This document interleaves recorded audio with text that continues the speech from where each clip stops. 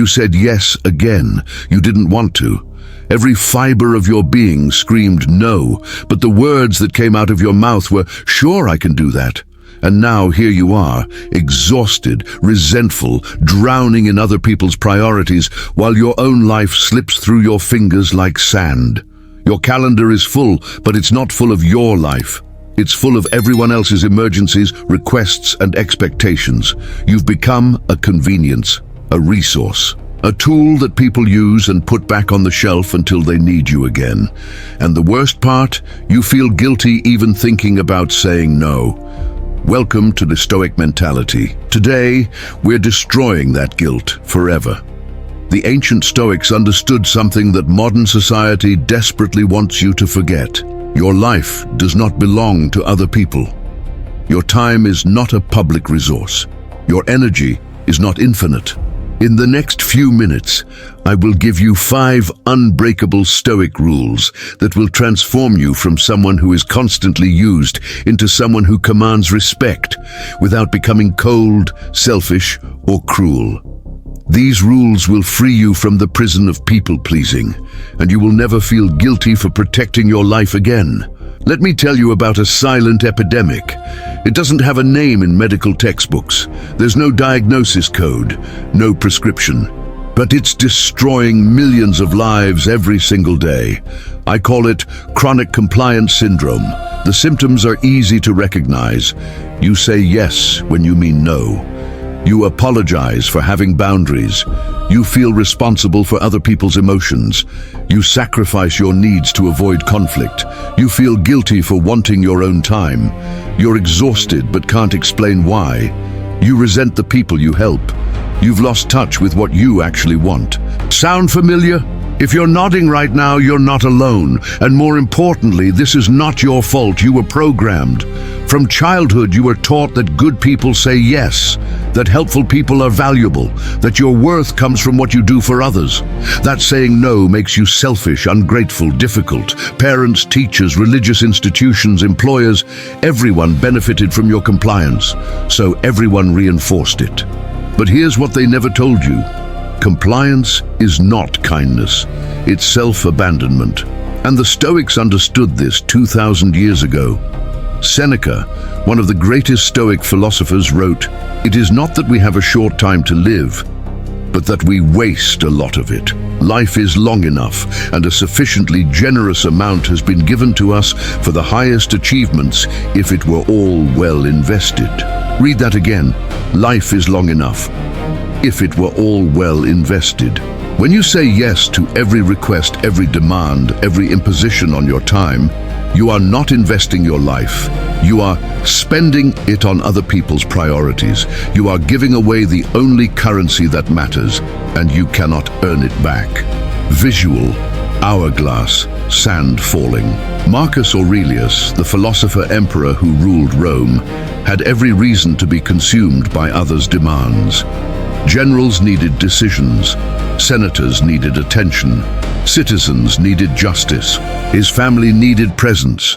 And yet he wrote in his private journal, "You must build up your life by action and be content if each one achieves its goal. No one can prevent you from doing this. By action, by goal. Your goals. Not your boss's goals, not your family's expectations, not society's demands, yours. This isn't selfishness, this is sovereignty. The Stoics believed that every person has a sacred duty to live according to their own reason, their own values, their own purpose. When you abandon this duty to please others, you don't become virtuous, you become empty. And empty people have nothing real to give. Transition. So today, we're reclaiming your sovereignty. 5 rules, 5 Stoic principles that will transform your relationship with the word no. By the end of this video, you will understand why saying no is not just acceptable, it's necessary for a good life. How to identify the hidden manipulations that trigger your guilt. The psychological framework that makes no feel natural instead of painful. Specific language patterns that protect your boundaries without burning bridges. And the ultimate Stoic truth about people-pleasing that will set you free. These aren't theories. These are tools. Let's begin. Discuss Rule 1, the dichotomy of investment. Visual, two paths diverging, one crowded, one clear. Rule 1, your time is the only true currency. Every philosophy begins with a fundamental premise, a first principle from which everything else flows. For the Stoics, that premise was the dichotomy of control. Epictetus, born a slave and later one of the most influential philosophers in history, taught, "Some things are within our power, while others are not." Within our power are opinion, motivation, desire, aversion, and in a word, whatever is of our own doing. Not within our power are our body, our property, reputation, office, and in a word, whatever is not of our own doing. This is usually applied to external events. You can't control the weather, other people's actions, or the past. But today, I want you to apply this principle to something more personal: your time.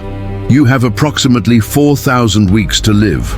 That's the average human lifespan. 4,000 weeks. How many have you already spent? How many remain? You don't know the exact number, no one does, but you know it's finite, limited, precious beyond measure. And here's the crucial insight. Every single hour you give to someone else's priority is an hour you cannot give to your own. This isn't philosophy, this is mathematics. When your co-worker asks you to cover their shift and you say yes, that time is gone. Whatever you would have done with those hours, rest, family, creation, growth, is now impossible. When your friend asks for a quick favor that consumes your entire afternoon, that afternoon is dead. It will never come back. When you say yes to the committee, the project, the event, the request, whatever you sacrifice to make room for it is permanently lost. This is what I call the dichotomy of investment. Every yes is simultaneously a no. Every time you invest your hours in someone else's priorities, you divest from your own. Most people don't see this. They imagine their time as infinite. They say yes, as if there's always more to give. But you, after today, will see differently. Visual. Calendar transforming, showing true cost of each commitment. Here is the practice. Before you say yes to any request, ask yourself, what am I saying no to if I say yes to this? Be specific, be concrete. If you say yes to working late, what are you saying no to? Perhaps dinner with your children, an hour of reading, sleep, exercise, peace. If you say yes to that draining friendship that only calls when they need something, what are you saying no to? Perhaps energy for relationships that are reciprocal, time for yourself, mental clarity. Make the trade visible. Because here's what happens when you don't. You say yes in the moment because the immediate cost feels small, a few hours, a bit of energy. But you don't see what you're losing. It remains invisible. When you make it visible, the equation changes. Seneca warned, "We are tight-fisted with property and money, yet think too little of wasting time, the one thing about which we should all be the toughest misers." Be a miser with your time. Not because you're selfish, but because your time is your life, and your life has a purpose that only you can fulfill. Every hour you waste on obligations that don't serve that purpose is an hour of your destiny left unlived.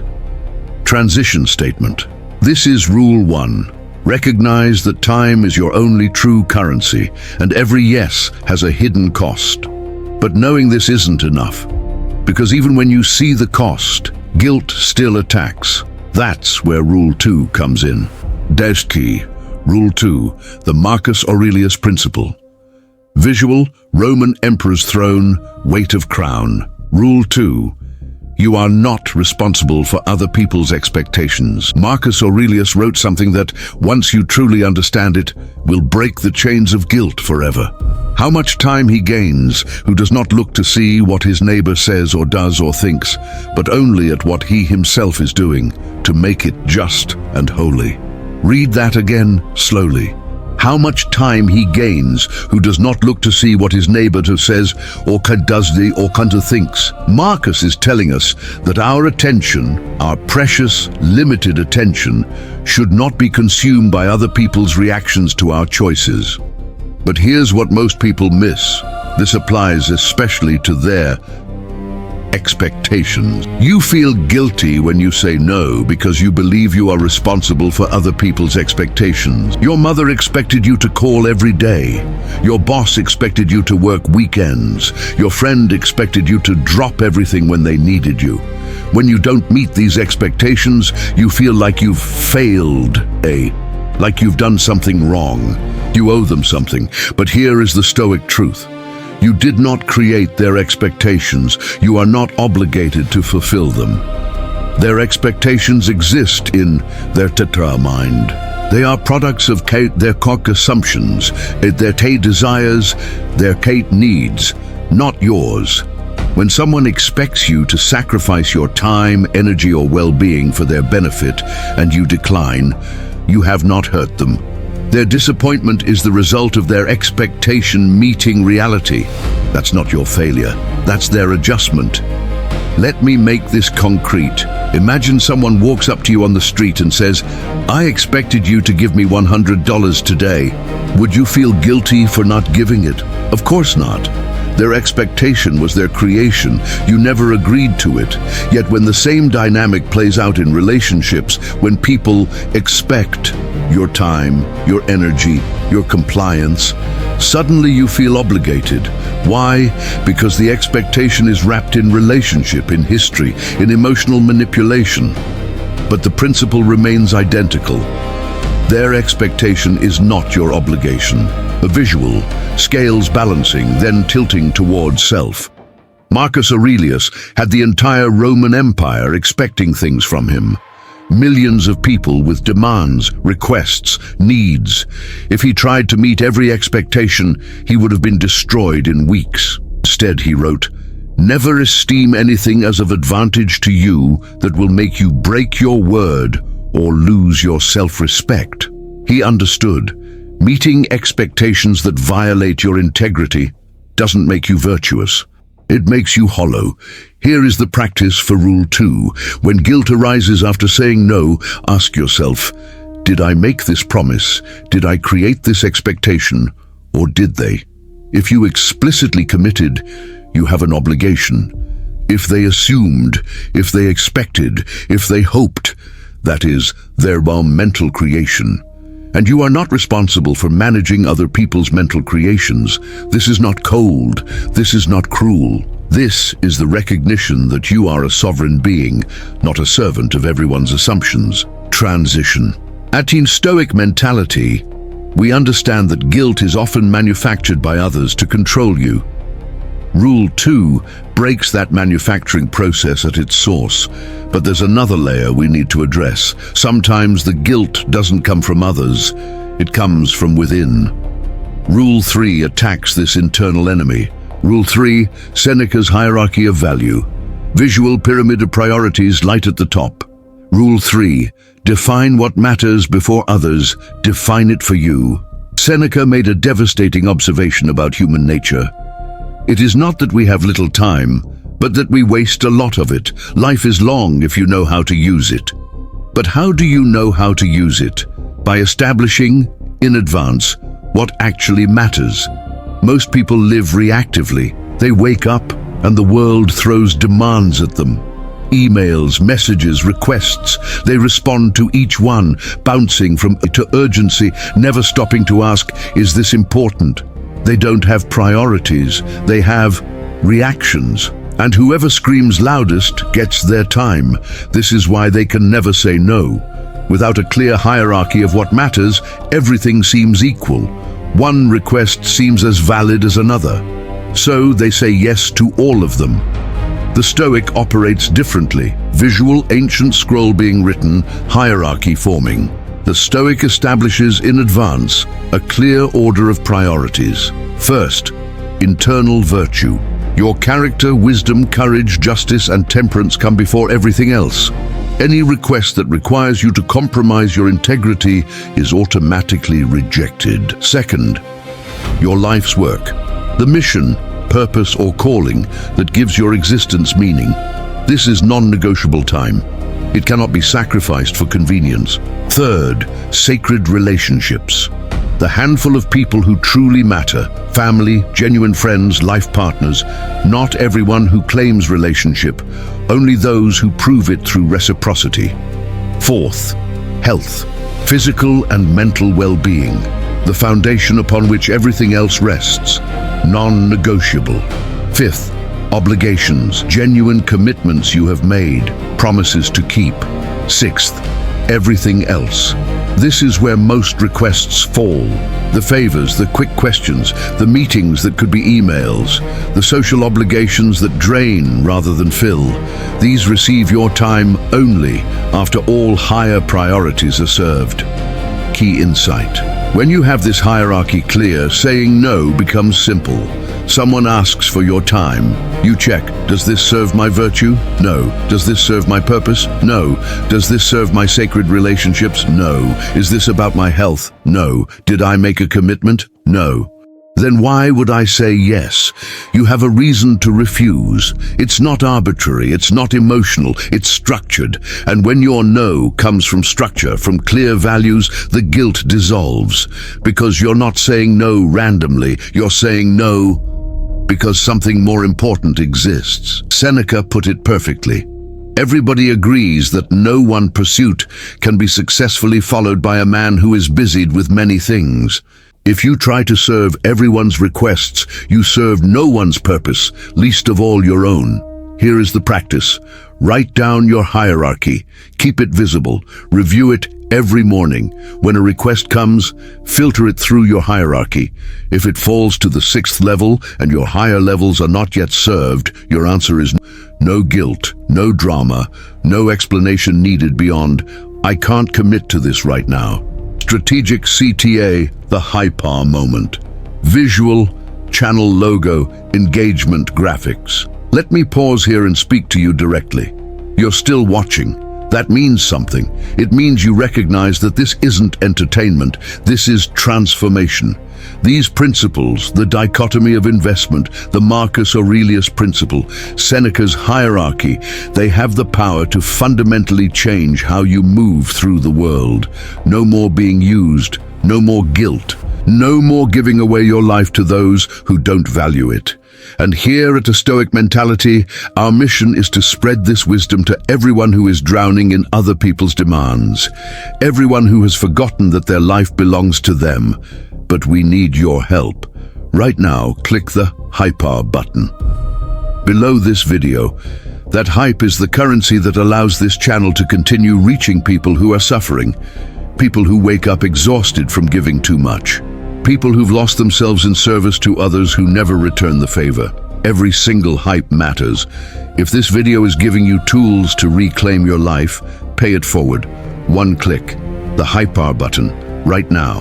And let's continue with the remaining rules. Rule 4, Epictetus and the opinion equation. Visual, slaves, chains, then philosophical freedom. Rule 4, the opinion of others belongs to them, not to you. Now we attack the deepest root of guilt. Epictetus was born a slave. His leg was deliberately broken by his master. He experienced humanity's cruelty in its rawest form, and from this darkness he forged one of history's most liberating philosophies. He taught, if someone succeeds in provoking you, realize that your mind is complicit in the provocation. And more specifically, when someone provokes you, if you respond with anger or some other negative emotion, your mind has been complicit in the provocation. Apply this to guilt. When someone makes you feel guilty for saying no, when they sigh, give you the silent treatment, tell you you're selfish, manipulate with disappointment, realize this: your guilt is complicit in their manipulation. They threw an opinion at you, the opinion that you should have said yes, the opinion that you owe them, the opinion that your boundaries are wrong, and you caught it. You absorbed it. You made it your own. But you didn't have to. Visual, arrows being deflected by shield. Epictetus gives us the solution. It is not events that disturb people, it is their judgments concerning them. The event. Someone is disappointed that you said no. The judgment you could make. I did something wrong. I'm selfish. I should feel guilty. The Stoic judgment. They had an expectation. Reality didn't match. They are processing their disappointment. This has nothing to do with my value or the validity of my choice. Do you see the difference? In the first judgment, you absorb their emotion as your responsibility.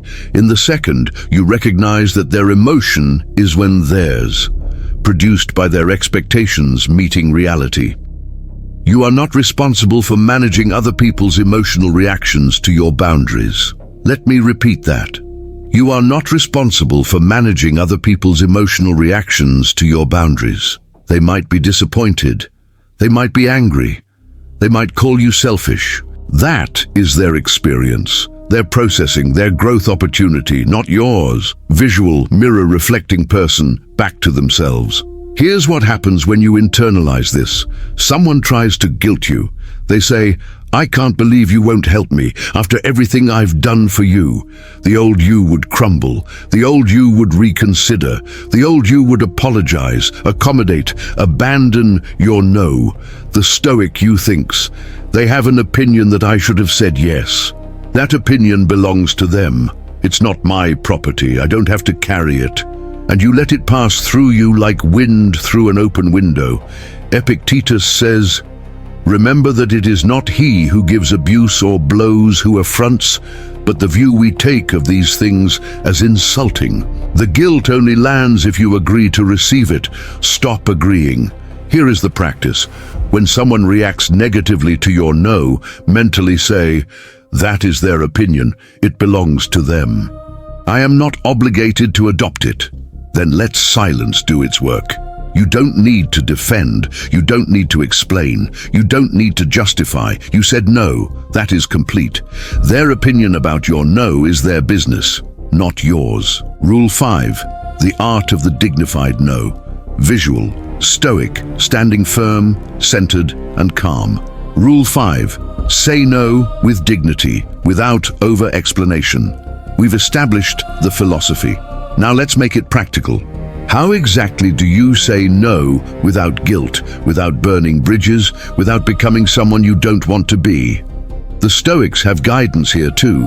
Marcus Aurelius wrote, waste no more time arguing about what a good man should be one. In other words, stop talking, start acting. When it comes to saying no, most people make a critical error. They over-explain. I'm so sorry, I would love to help, but you see, I have this thing, and then there's this other thing, and I really wish I could, but my schedule is just crazy right now, and maybe next time I really feel bad about this. What does this communicate? Weakness, uncertainty, an invitation to negotiate. The person hears, they actually could say yes, they just need more pressure, and so they push, and you cave, and the cycle continues. Visual, two contrasting conversations, weak versus strong no. The Stoic no is different. It is short, it is clear, it is dignified. It does not apologize for existing. It does not negotiate its validity. It does not invite debate. Here are the practical templates. The simple no. I can't commit to this. That's it. No explanation. No justification. The brilliance is in what's missing. You're not saying why. You're not opening a discussion. You're stating a fact. No. Thank you for thinking of me, but I won't be able to help with this. Gratitude plus boundary, warm but firm. The redirect, no. This isn't something I can take on. You might try alternative. You're being helpful without being responsible. The delayed, no. I need to think about that. I'll let you know. This buys time if you're caught off guard. But use it honestly, then actually decline later. The broken record, no. When they push, repeat your original no with slight variations. I understand, but I still can't commit. I hear you, but my answer is the same. I know it's disappointing, but I won't be able to help. No new information, no escalation, just calm repetition. Visual, water flowing around rock, persistent but unmoved. Here's the psychological principle. Every word after no is a potential weakness. The more you explain, the more entry points you provide for argument, manipulation, and guilt induction. The Stoic speaks minimally because the Stoic knows the decision is made. There is nothing to discuss. Seneca said, "We should conduct ourselves wisely, so as not to be led by the opinions of others, but by our own reason." Your own reason has determined this is a no. Other people's opinions, their disappointment, their arguments, their manipulation tactics do not change what your reason has determined. So say no and stop talking. Here is the practice. For the next week, when you decline anything, use 5 words or fewer. "I can't do that. That won't work for me. I'm not available. My answer is no explanations, no essays, no apologies, just the no." And then silence. Silence is where your power lives. The deeper philosophy, why this isn't selfish. Visual ripple effect in water, spreading outward. Before we conclude, I need to address something directly. There's a voice in your head, perhaps implanted by those who benefited from your compliance, that whispers, "This is selfish. Protecting yourself means abandoning others." This voice is a lie, and the Stoics expose it completely. Seneca wrote to his friend Lucilius, "No man is good by chance. Virtue is something that must be learned." And Marcus Aurelius, "What is not good for the beehive is not good for the bee." Here's what this means. You cannot give what you don't have. An empty cup cannot fill another cup. A depleted person cannot genuinely help anyone. A burnt-out soul has nothing real to offer. When you say yes to everything, you're not being generous. You're depleting the very resource you're trying to give. You become exhausted, resentful, hollow. And from this emptiness, you try to help others. What help can you truly provide? But when you protect your time, energy, and well-being, when you say no to what drains you, you will fill the cup. And from a full cup, you can give abundantly. This is the Stoic paradox. By protecting yourself, you become more valuable to others. By saying no to requests that don't matter, you create capacity for contributions that do. By refusing to be used, you become genuinely useful. Visual, 2 paths, one leading to burnout, one leading to strength. The people who pressure you for constant yes, they're not thinking about your sustainability. They're thinking about their immediate need, but you must think about sustainability. Because if you burn out serving others' demands, you serve no one, not even yourself. The Stoics understood that virtue requires capacity. You cannot practice courage if you're too exhausted to act. You cannot practice wisdom if your mind is scattered by overcommitment. You cannot practice justice if you've abandoned yourself. Self-protection is not selfish. It is prerequisite to virtue. And saying no is not abandonment. It is selection. You are selecting what truly matters over what merely demands. You are selecting quality over quantity. You are selecting purpose over popularity. This is wisdom in action. Integration, the Stoic boundary philosophy. Visual, all 5 rules shown as interconnected pillars, bringing it all together. Let me integrate the 5 rules into a unified philosophy. Rule 1, the dichotomy of investment. Your time is finite and non-renewable. Every yes is a no to something else. See the true cost before you commit. Rule 2, the Marcus Aurelius principle. Other people's expectations are their mental creations, not your obligations. You are not responsible for fulfilling assumptions you never agreed to. Rule 3, Seneca's hierarchy. Define what matters before others define it for you. Filter every request through your established priorities. What falls below is filtered out. Rule 4, Epictetus and the opinion equation. Other people's opinions about your boundaries belong to them. You are not obligated to adopt their disappointment as your guilt. Rule 5, the dignified no. Say no with brevity and silence. Over-explanation invites manipulation. Your decision is complete. There is nothing to negotiate. These 5 rules practiced together create something profound. Boundaries that protect without destroying. You are not becoming cold. You are becoming selective. You are not becoming cruel. You are becoming sovereign. You are not becoming selfish. You are becoming sustainable.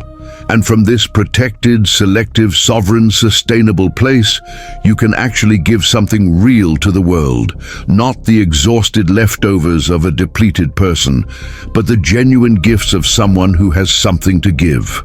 Conclusion: the Stoic call. Visual, sun rising, new beginning. I want to leave you with one final teaching.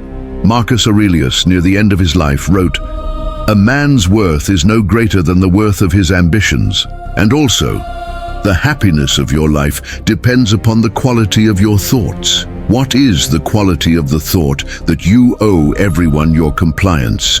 It's a low thought, a slave's thought, a thought that diminishes your worth.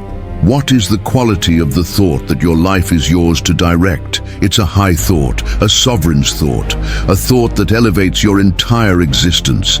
Starting today, you choose the higher thought. Starting today, every request that comes to you will be filtered through the 5 rules. Is the cost worth the investment? Is this my obligation or their expectation? Does this serve my hierarchy of values? Am I adopting guilt that isn't mine? Can I say no with dignity and silence? And when the answer leads to no, you will say no, without guilt, without endless explanation, without self-abandonment. You will say no with the calm confidence of someone who knows their life has value, who knows their time is precious, who knows that protecting themselves is not selfish, it's necessary. This is the Stoic way. This is your liberation. Now I want to hear from you. If you've made it this far, if you're ready to stop being used and start being sovereign, leave a comment with the single word, sovereign. This word tells me you understand. You're not just watching, you're transforming. You're reclaiming ownership of your life. Type sovereign right now. When I see that word in the comments, I know this wisdom is reaching the people who need it most. And together, we build a community of people who refuse to be controlled by guilt, manipulation, or the endless demands of those who don't respect our boundaries. You now have the 5 rules for saying no without guilt, but there's a crucial companion to this teaching. Because learning to say no is only half the equation. The other half is knowing what to say yes to. Without a clear purpose, a clear direction, you might protect your time but still waste it on things that don't matter. That's why I created a complete video on the Stoic approach to finding your purpose. It will show you how to identify what truly matters to you beneath social conditioning, the Stoic practice of clarifying your life's work. Marcus Aurelius's method for cutting through confusion, how to build a life worth protecting. Click the video appearing on your screen right now. Because the ultimate liberation isn't just saying no to what doesn't matter, it's building a life so meaningful that your yes becomes powerful. Click now. Continue your transformation. Remember, you are not a public resource. Your time is not community property. Your energy is not infinite. And saying no to what doesn't serve you is not selfish. It's survival. It's wisdom. It's stoicism in action. I'll see you in the next video.